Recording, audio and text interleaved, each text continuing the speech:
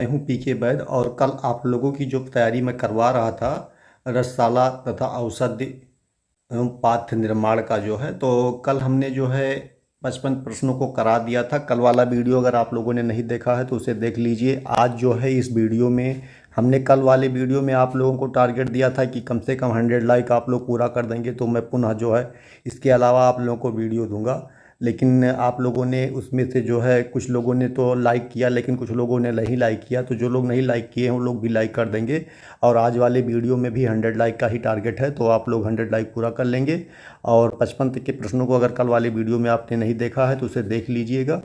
और अब शुरू करते हैं 55 से आगे की, यानी कि 56 नंबर प्रश्न का जो है हल करवाएंगे आप लोगों को। तो पहला देख लीजिए, इसमें 56 नंबर प्रश्न में दिया है कि चावल के थोड़ा कणयुक्त पेय को क्या कहते हैं। 56 नंबर प्रश्न का विकल्प क्या सही होगा। इसमें दिया है मंड, पोया, बिलेपी, उपयुक्त तो कोई नहीं। तो इसमें कौन सा विकल्प सही होगा। इसमें ये विकल्प सही होगा, उसे क्या कहते हैं, मंड कहते हैं। चावल के थोड़ा कणयुक्त पेय को क्या कहते हैं, मंड कहते हैं। प्रश्न नंबर 57 देखेंगे, जिस पेय में मंड कम व सिक्त कण अधिक हो उसे क्या कहते हैं। तो 57 नंबर प्रश्न का कौन सा विकल्प सही होगा। इसमें सी सही होगा, यानी बिलेपी कहते हैं। उसे क्या कहते हैं, बिलेपी कहते हैं। प्रश्न नंबर 58 देखेंगे, जिस पेय में चावल का कण अधिक हो उसे क्या कहते हैं। जिस पेय में चावल का कण अधिक हो उसे क्या कहते हैं। 58 नंबर प्रश्न का डी विकल्प सही होगा, यवागु कहा जाता है। इंपॉर्टेंट होगा, नोट कर लीजिए। प्रश्न नंबर 59 देखेंगे, यवागु के कितने प्रकार हैं। का बी विकल्प सही होगा, 3 होते हैं। कितने होते हैं, 3 होते हैं, नोट कर लीजिए। प्रश्न नंबर 60 देखेंगे, अन्न साधनार्थ जल की मात्रा कितनी मिलाते हैं। अन्न साधनार्थ जल की मात्रा कितनी मिलाते हैं। 60 नंबर प्रश्न का बी विकल्प सही होगा, यानी 5 गुना मिलाया जाता है। प्रश्न नंबर 61 देखेंगे, यवागु साधनार्थ जल की मात्रा कितनी मिलाते हैं। 61 का सी विकल्प सही होगा, 6 गुना मिलाते हैं। नोट कर लीजिए, कितने गुना मिलाते हैं, 6 गुना मिलाते हैं। नंबर 62 देखेंगे, मंड साधनार्थ जल की मात्रा कितनी मिलाते हैं। 62 का डी विकल्प सही होगा, 14 गुना मिलाया जाता है। कितना गुना मिलाया जाता है, 14 गुना मिलाया जाता है। नोट कर लीजिए। प्रश्न नंबर 63 देखेंगे, पार्वती का शुक्र किसे कहते हैं। पार्वती का शुक्र किसे कहते हैं। 63 इसका सी विकल्प सही होगा, अभ्रक को कहा जाता है। पार्वती का शुक्र किसे कहते हैं, अभ्रक को कहते हैं। नोट कर लीजिए, इंपॉर्टेंट होगा। प्रश्न नंबर 64 देखेंगे, पार्वती का रज किसे कहते हैं। पार्वती का रज किसे कहते हैं, इंपॉर्टेंट बता दीजिए। 64 का बी विकल्प सही होगा, गंधक को कहा जाता है। नोट कर लीजिए। प्रश्न नंबर 65 देखेंगे, धातु आदि को अग्नि पर तप्त कर द्रव्य पदार्थ में बुझाने की क्रिया को क्या कहते हैं। 65 का बी विकल्प सही होगा, निषेक कहा जाता है। क्या कहा जाता है, निषेक। नोट कर लीजिए आप लोग। प्रश्न नंबर 66 देखेंगे, मंत्र का संबंध किससे है। मंत्र का संबंध किससे है। 66 का ये होगा, ब्रह्मा से है। मंत्र का संबंध किससे है, ब्रह्मा से है। नोट कर लीजिए, इंपॉर्टेंट प्रश्न होगा। मंत्र का संबंध किससे है।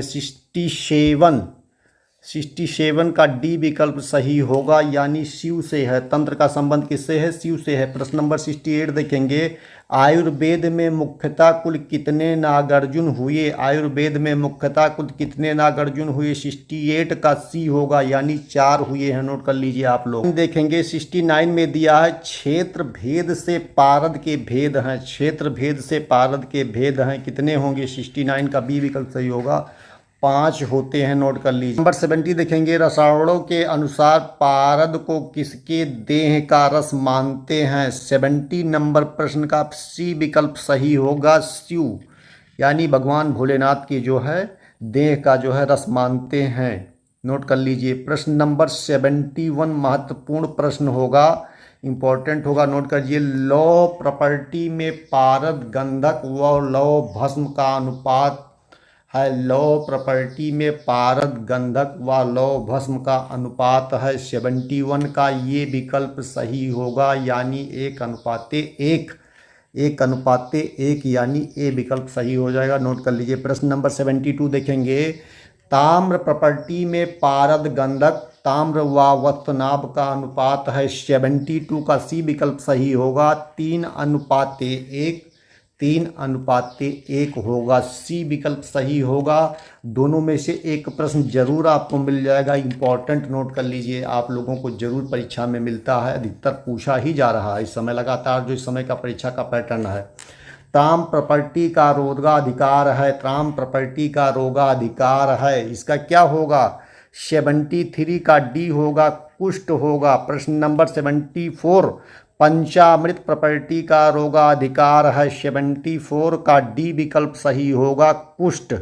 रोगाधिकार किस पे है? कुष्ठ पे है। प्रश्न नंबर 75 देखेंगे, 75 में दिया है पंचामृत प्रॉपर्टी में घटक द्रव्यों का अनुपात है, 75 का डी विकल्प सही होगा, यानी 8:4:2:1, उसके बाद 1/2, इसका डी विकल्प सही होगा। महत्वपूर्ण है, नोट कर लीजिए, जरूर पूछा जाता है। 76 देखेंगे, प्रश्न नंबर 76 में दिया है कि विजय प्रॉपर्टी में घटक द्रव्यों का अनुपात है, 76 का जो है डी विकल्प सही होगा, यानी 4:2:1, अनुपाते 1/2, अनुपाते 1/4, अनुपाते 1/4, इसका डी विकल्प करेक्ट होगा। नोट कर लीजिए, इंपॉर्टेंट होगा। प्रश्न नंबर 77 देखेंगे, 77 में दिया है निम्नलिखित में से कौन सा द्रव्य सभी धातुओं का मारण करता है? कौन सा होगा? इसमें दिया है नाग, वंग, हरताल, मच्छिका। 77 का डी विकल्प सही होगा। मच्छिका जो है ये सभी धातुओं का मारण करने वाला है, नोट कर लीजिए। 88 में दिया है कि रजत कण में किस पुट का प्रयोग किया जाता है? रजत कण में किस पुट का प्रयोग किया जाता है? 78 का सी विकल्प सही होगा, यानी कुकुट पुट का प्रयोग जो है रजत मारण में जो है प्रयोग किया जाता है। प्रश्न नंबर 79 देखेंगे, वंग की उत्पत्ति किस देवता से हुई है? 79 का बी विकल्प सही होगा, यानी इंद्र से हुआ है, इंपॉर्टेंट है। प्रश्न नंबर 80 देखेंगे, सूर्य ग्रह की कौन सी धातु है? सूर्य ग्रह की कौन सी धातु है? तो इसकी धातु है ताम्र, यानी तांबा जो होता है ये सूर्य ग्रह की धातु है। इसके आगे वाला प्रश्न देखेंगे, ये भी इंपॉर्टेंट है। प्रश्न नंबर 81 देखेंगे, इसमें दिया है कि बुध ग्रह की कौन सी धातु है? बुध ग्रह की कौन सी धातु है? 81 का ये विकल्प सही होगा, यानी स्वर्ण होगा। बुध ग्रह की कौन सी धातु होगी? ये होगी स्वर्ण।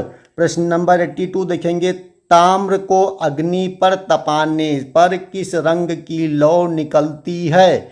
तो ये होगा नीलवर्ण, नीलवर्ण की लौ निकलती है, इंपॉर्टेंट है, नोट कर लीजिए। प्रश्न नंबर 83 देखेंगे, ताम्र का कौन सा मारण द्रव्य है? ताम्र का कौन सा मारण द्रव्य है? 83 का डी विकल्प सही होगा, गंधक होगा। 84 देखेंगे, आचार्य चरक के अनुसार किस स्नेहपाक का प्रयोग अभ्यंगार्थ किया जाता है?